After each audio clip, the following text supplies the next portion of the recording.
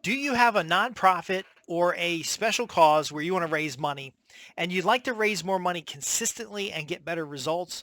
Especially if you're a permaculture design consultant or you're working with agriculture related relief projects. I'm Justin Hitt with Prosperity Homestead.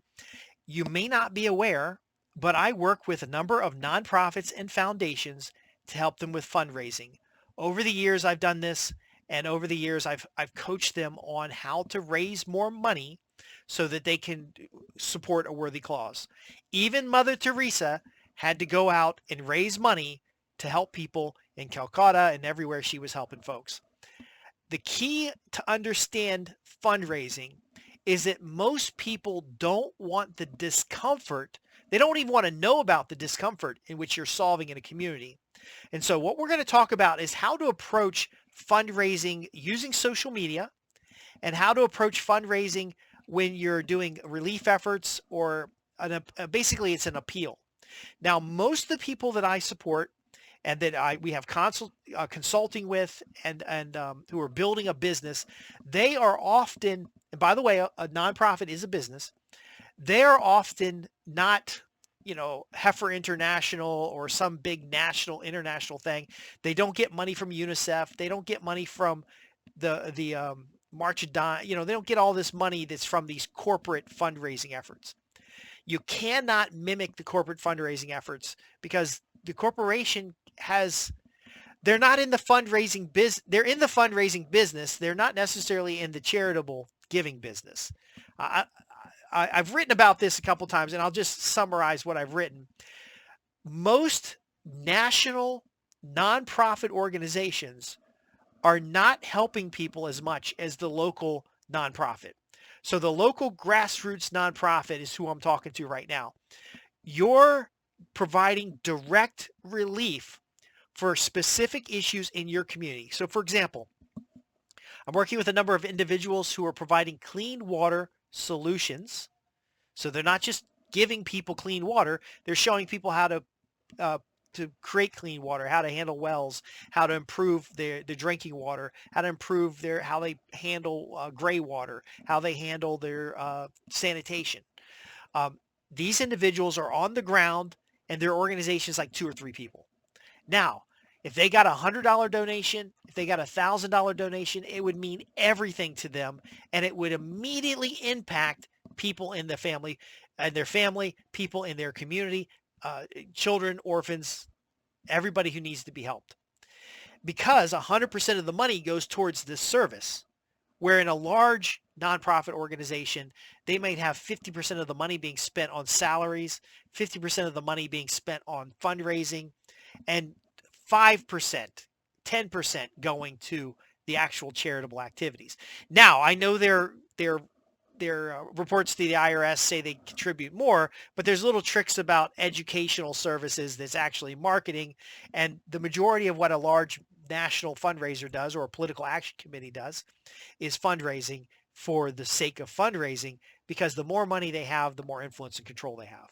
So again, if you are helping people have clean drinking and cooking water to prevent waterborne diseases such as typhoid, cholera, and other things that cause death from diarrhea, um, you're likely going to be ignored by these large organizations because they can get enough stories to raise the money. Now, talk about how you raise money. If you go out and put out the story of poverty and yeah, I'm always transparent with you guys. If you put out pictures of starving orphans and individuals that have tumors on their face, there's a certain part of the individual who is comfortable in their life that's going to say, "Oh, that I'm sorry to hear that. Maybe they ought to do better. There's a maybe they ought to do something about that." They don't feel compelled to give. They have no emotional connection with the individuals. Now, if you have a story like Heifer International does, which they have the success story, you can still mention the horrible things that are literally happening to people in communities. But you can then bridge what those individuals are doing to multiply the value of any contribution so that they won't need forever. Nobody wants to give to a charity always, unless they got to lower, unless they want to lower their taxes and that's part of the giving strategy in the financial planning world.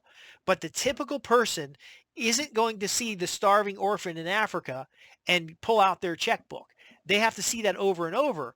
But what that does is it now creates an imprint that there's only starving children in Africa, that Africa is a weak nation, that they don't, well, it's not a nation, it's a continent. It's a weak continent that has problems, and that it ignores the fact that in Uganda, they're doing things different than Kenya, even though they're right next door. And some of the things in Uganda could be used in Kenya to get the same results or better. So we don't want to present the horrible conditions and the tragedy. That does work for mass media because there's enough people who will take action out of sympathy and out of really racial undertones. If you show some people, someone of the opposite race or a different race, and show how miserable those people are, the person who's well off will say, "Oh, I want to help. I'm helping people, and I'm helping children in Africa, or I'm helping the children in the Appalachian Mountains." That will appeal to somebody who's in a city, who's doing well, but it's not a very good appeal that helps for the long term, because the money itself doesn't solve the problem. If money solved the problem, we wouldn't have cancer, or because there's billions of dollars raised every year for cancer research. There's billions of dollars a year raised every year um, for leukemia, and we still got leukemia because again, the money isn't going direct. Now, I'm not saying don't contribute to those organizations. I'm saying investigate each individual organization. But if you're on the fundraising side, evidence that you're solving problems goes a lot further, because there's a broader audience who will give because it is a good implementation of resources. So when they see that the folks in Africa have clean water now, or those folks in a specific region have clean water now because they did X, Y, and Z, and if only they could do that more, and your contribution is going to help them do that more, people are more likely to give because they will see the immediate benefit. So if we understand the psychology of why people give, we're going to do a better job of appealing to that rather than their sympathy, rather than inborn racial perceptions. Because in America, all we see is how Africa is starving and how Africa lives in mud huts. And I'm starting to see better media come straight from Africa that shows, well, while the rest of the world is trying to be more environmentally friendly, those mud huts cool in the summer and heat in the winter, retain heat in the winter, and the actual natural building methodology is quite sophisticated. We see the same thing when there's war-torn nations. We see the children that are hurt in the accident, but we don't see anything to reduce the war. And so now with media the way it is, you could get direct support that wouldn't be funneled off by political individuals. It wouldn't be funneled off by corruption. It wouldn't be funneled off by administrative expenses. But again, the appeal is different. It's not starving children in Africa. It's the village in Africa that organized and started to build community, and they taught each other how to clean the water, and they used indigenous methods, or they used tribal knowledge from their elders, and they're building a stronger community because they don't want to be the stepchildren of some Western nation. They want to be independent, strong-minded individuals. There's a larger group of people who would support that because they want to also be independent, and they also want to be strong-minded. And now you're building a free market community rather than a codependency. In the big charities, codependency works for them because they can reach 500,000 people on a appeal campaign. But when you can only reach 20 or 30, you do it differently. So what are some of the things that we have to consider? First off, number one, I already mentioned, positive oriented stories that demonstrate good stewardship of the funds. Next, number two, we want an appeal that comes after a relationship is developed. So we're not going to hit them with the appeal up front. We're going to get them involved. In fact, we may even hide the appeal because most people today know that the starving kid in Africa could be a scam. And I've had an experience recently where the individual, and by the way, I don't want to go into the details of the charities I support because you should support the charities that are most meaningful to you. But there, as soon as people knew I could raise funds for them, or I gave a little bit of money to somebody who was taking action, I actually hired them to do work. I didn't give them money. I don't believe you should ever give anybody money. But the underlying thing is I started getting, direct messages on Facebook and people sending me emails, and everybody's begging. Begging is the worst way to raise money because it is given to you out of pity rather than giving to you out of partnership, rather than giving to you out of mutual benefit. And so the third thing is you want to create opportunities to engage in commerce rather than asking for money for charitable reasons. Now, it's great if you have a nonprofit organization set up and somebody's going to get a tax break. But if they're buying goods and service from you to support a community, because they're getting something out of it. And so the positive reporting could be something they get out of it. It could be in the case of one of the communities that I set up, we're talking about permaculture. So we're trying to get permaculture professionals to network with each other, exchange resources, and each neighbor teach each other how to build a community. And we're building the community through the mutual skills that are necessary to clean water, to provide quality food, to manage nutrition, to manage sanitation. And then, of course, I have a newsletter that shares these things because those concepts work well for off-grid living. And so I share those things on my media channel, and we're now syndicating the overall reach, and I don't have to worry about them scalping my folks. We can do private campaigns. That's the fifth one, is you want to do private fundraising campaigns. Now, you can still be using the GoFundMe and the different platforms that are out there for raising money, but we're now doing it with a known list of individuals who understand that their money will be properly implemented, and they are familiar with who you are, and they can see the value you have. So we're going to do 80% of our time is going to be success stories, lessons learned, feature individual successes, feature community successes, demonstrate where the money's going. And 20% will be appeals, but that 20% appeal will be on in-house mailing lists or private communities or friend to friend. And the reason we're doing it that way, and we're not doing it necessarily in the original media, is because, again, there is a certain level of comfort that needs to be there. So this large charity that's going out and sending 1 million mailings a year, they've built up that relationship and credibility. And for those who want to help, they can help, and they feel like the money's not getting stolen. If you're a smaller organization, people need to see the results.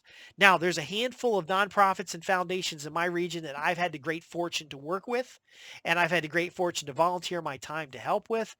And they don't always get that the fundraising has to be there. So you can't make that 20% of fundraising a surprise. It has to be consistent. It has to be regular. And so we want to be developing case studies, promoting the case studies, promoting the programs, promoting the good work. And then on the back end, cultivating lists of donors, cultivating lists of people who would be favorable to a campaign, and then of course celebrating the successes of that fundraising. There will be tragic things that happen, and we have to resist the desire to, we can still talk about those tragic things, but we have to resist the desire of creating a situation where people are giving because they feel bad for you, or they feel mercy on you, or because they have a racial undertone of prejudice that's been developed by an industry that's of the money raised for the African continent, very little of it actually makes it there. For the money raised for Ukraine, the money raised for Appalachian Mountain folks, if the folks solved the problem of poverty, the organization would not have anybody to raise money for, and therefore the business of money raising is gone. If you're in a community and you're doing a nonprofit, the best thing that could happen to you is the nonprofit gets to a case where either it's not needed anymore in the local community, or it can expand beyond its original borders because it's doing well enough with results. I hope this makes sense to you folks, because I do get, I'm looking at the psychology of solving problems and fundraising is a means to solve the problem. I'm not looking at fundraising as the activity and the purpose of your organization. If you're putting in the work locally to solve a problem, we want the problem to eventually be solved. You can take the same organization and solve a new problem, or you could publish the materials that helped you solve that problem as a case study, and then the organization can move into consulting. And now at the consulting level, you're now solving the problem at a bigger scale and more profitably. But again, the doom and gloom appeal works in politics. It works in large charitable organizations because they have the money to put behind it. I want an efficiency of fundraising. I want for every dollar you spend on fundraising that you're creating $100, $200, $300, not just barely breaking even. It's not the business of fundraising. So if you want to work specifically on a nonprofit that you have, I can do group calls about fundraising methodologies. I actually have a huge swipe file of fundraising for political action committees, um, environmental nonprofits, health and safety nonprofits, um, things that are in the community of permaculture and sustainable living. I'd be more than happy to do a webinar or an event. Just let me know in the comments below, and then we can talk about specific examples. But again, the key thing that we're talking about here is a small charity needs to lead with successes, not so many successes that we don't know that the money's needed. And then the fundraising's on the back end, kind of out of the public eye, with individuals who are more likely to give because of reasons that don't have to do with pitying you or to thinking you're less than or otherwise giving themselves a stigma that would one day cause them not to give anymore. Starving children in Ethiopia, they don't give as much money there anymore because we found out that it was so profitable in the beginning that they just made starving children.